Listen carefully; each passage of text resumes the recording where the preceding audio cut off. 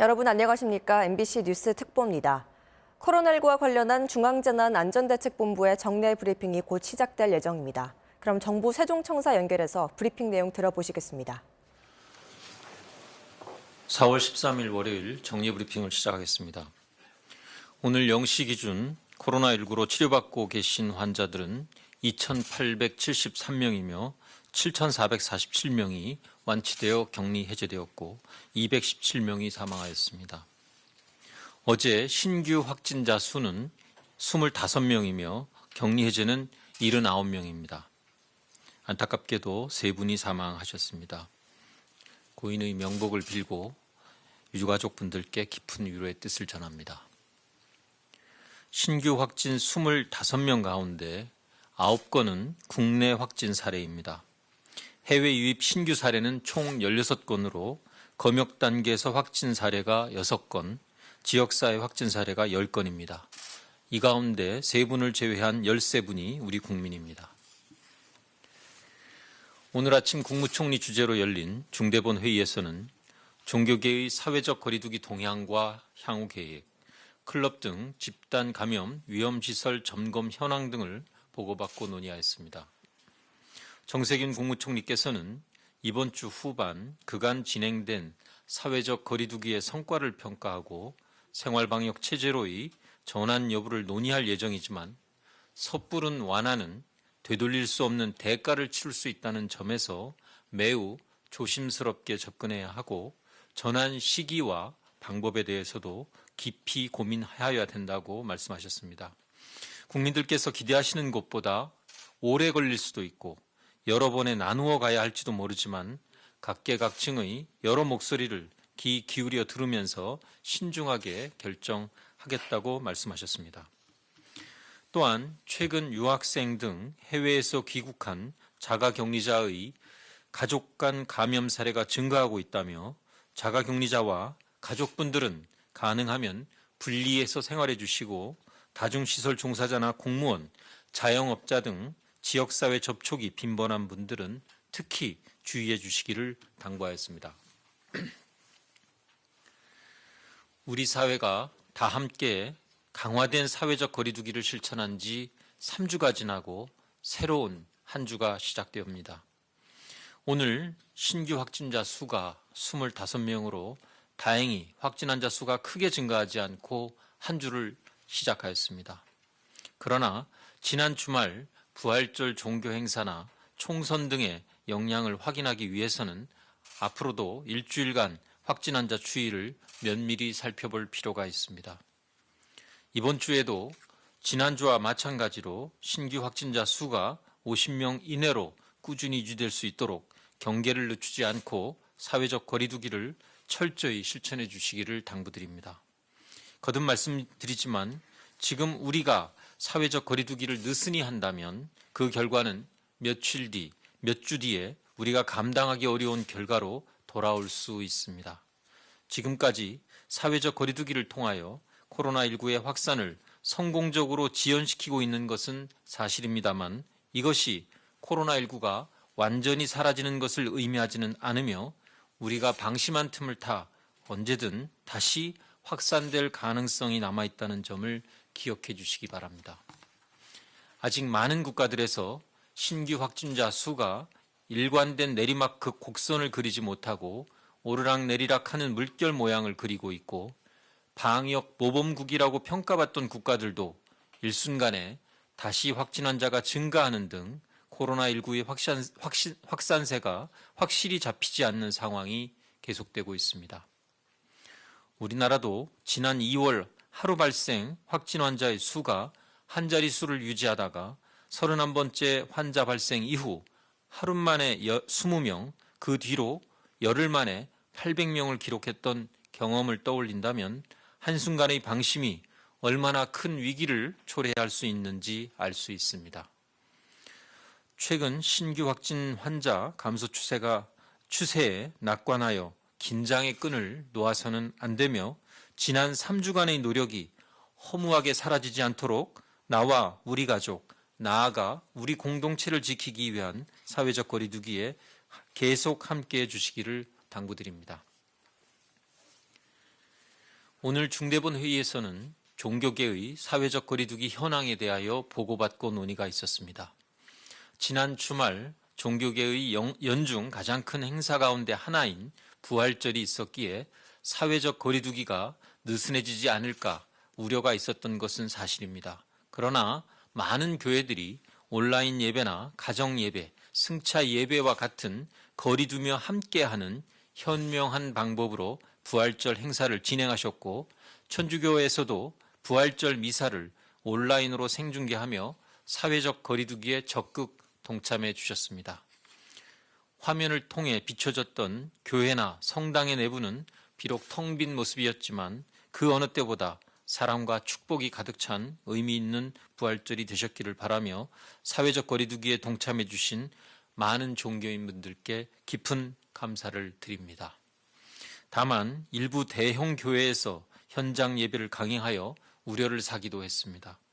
정부와 지방자치단체는 종교시설을 통한 집단 감염을 차단하기 위하여 현장 점검을 지속적으로 실시하겠습니다. 밀폐된 공간에서 오랜 시간 여러 명이 밀집해 있는 것은 감염병 확산에 매우 취약한 환경이므로 가급적 대면 종교 활동을 중단해 주시기 바라며, 불가피하게 운영할 경우에는 발열 체크, 손 소독제 비치, 종교 행사 참여자 간의 간격 유지 등 방역 당국이 제시한 준수 사항을 반드시 지켜주셔야 합니다. 한편 정부는 비대면 종교 활동을 적극 지원하고 있습니다. 온라인 예배를 운영하기 위한 기술적 방법을 안내하고 데이터와 통신 환경을 지원하며 전용 콜센터를 운영 중에 있습니다. 또한 야외 주차장에서 차 안에 탑승한 상태로 예배를 드리는 승차 예배가 가능하도록 임시로 라디오 주파수를 허가하는 등의 기술적 지원도 하고 있습니다. 지금까지 많은 어려움이 있었을 것임에도 교회를 비롯한 종교계가 우리 사회를 위해 적극적으로 동참해 주신 점에 대하여 감사드리며, 조금 더 노력하여 코로나19 확산을 차단하는 데 우리 사회의 빛과 소금 같은 모범적인 역할을 해주시기 바랍니다. 미국발 입국자에 대한 진단검사 확대 방안에 대하여 설명드리겠습니다. 정부는 4월 1일부터 모든 해외 입국자를 대상으로 14일간 자가격리를 실시하고 있으며, 미국발 입국자의 경우 이보다 좀 더 앞선 3월 27일부터 자가격리를 실시하고 증상이 나타날 경우 진단검사를 받도록 하고 있습니다. 오늘 0시부터는 자가격리 이후 3일 이내에 모두 진단검사를 실시하게 됩니다.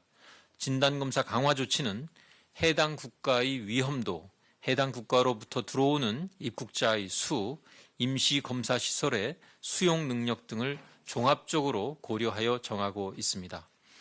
미국의 확진 환자 수가 50만 명을 넘어서고 4월 1일부터 11일까지 미국발 국내 유입 확진 환자가 164명으로 유럽 97명에 비해 빠르게 증가하고 있는 점을 고려하여 내린 결정입니다.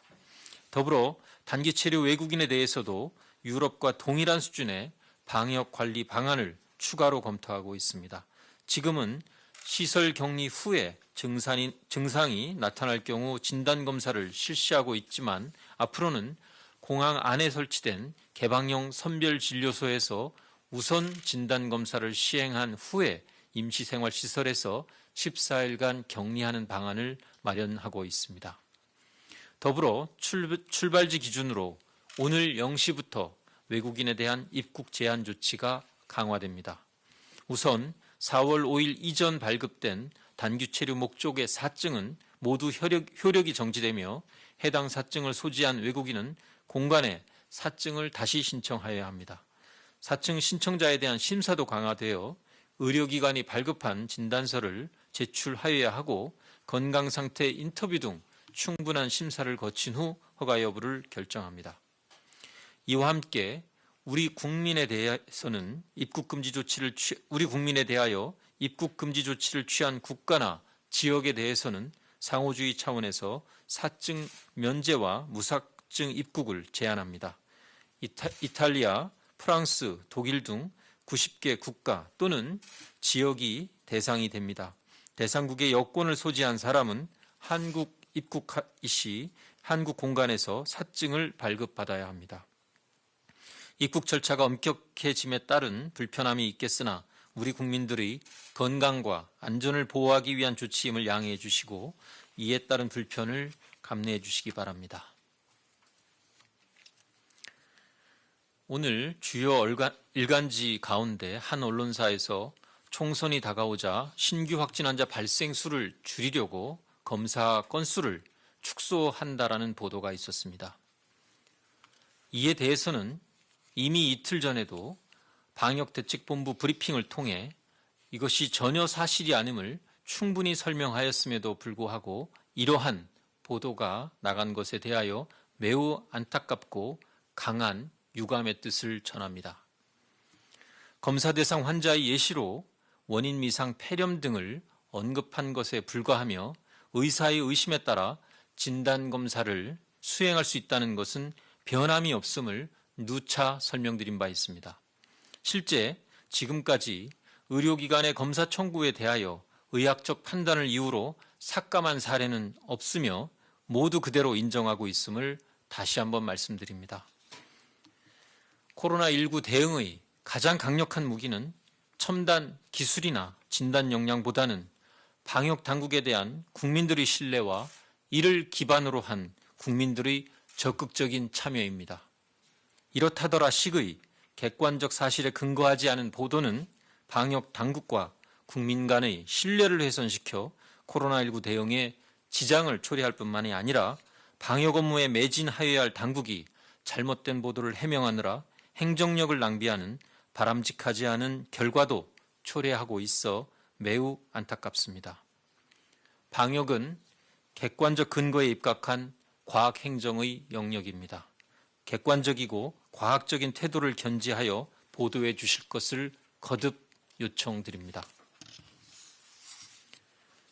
내일 모레에는 총선이 있습니다.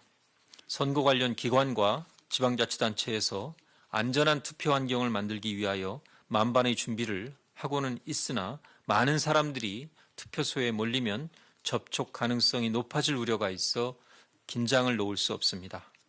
수요일에는 소중한 한 표를 행사하기 위해 많은 분들이 불가피하게 외출을 하셔야 하는 상황이므로 투표일 전후로는 더욱더 외출을 자제하는 등 사회적 거리두기에 힘써주기를 당부드리며 투표를 마친 후에도 혼잡한 장소에는 방문을 자제하고 최대한 집에 머물러 주실 것을 요청드립니다. 코로나19는 사람과 사람 간의 침방울을 통해 전파되는 것으로 알려져 있어 국민 한 분 한 분이 접촉하는 사람이 많아지면 그만큼 코로나19의 전파 가능성도 높아진다는 점을 유념해 주시고 나 하나쯤이야 하는 생각보다는 나부터라는 성숙한 시민의식으로 사회적 거리두기에 함께해 주시기 바랍니다. 얼마 전 치러진 사전투표소에서는 줄 서는 동안 적정 거리두기를 유도하기 위하여 발판 스티커가 등장했었습니다. 아주 작은 아이디어였지만 투표소 바닥에 부착된 표식으로 인해 자연스럽게 거리두기가 실천되었고 안전한 투표 환경이 만들어졌습니다. 일상에서의 작은 아이디어와 작은 실천이 결국은 나 자신을 지키고 우리 공동체를 지키는 힘이 된다는 것을 보여주는 모범 사례라고 생각합니다. 코로나19는 방역당국의 관리 노력만으로는 이길 수 없는 질병입니다. 국민 한 분 한 분, 가정과 학교, 직장을 포함한 우리 사회의 모든 일들이 함께 힘을 합쳐야 이길 수 있습니다.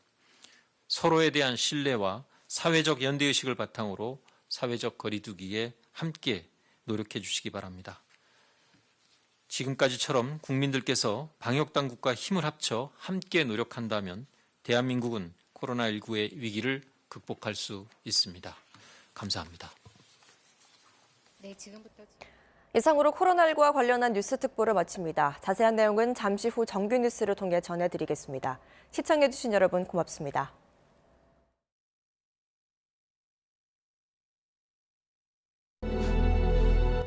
당신들이 날 찾은 것까지 알고 있을지도 모르겠네요. 살고 싶다면 맞서지 말아요. 같이 가요. 이신 원장이 시켰다는 것만 증명해주면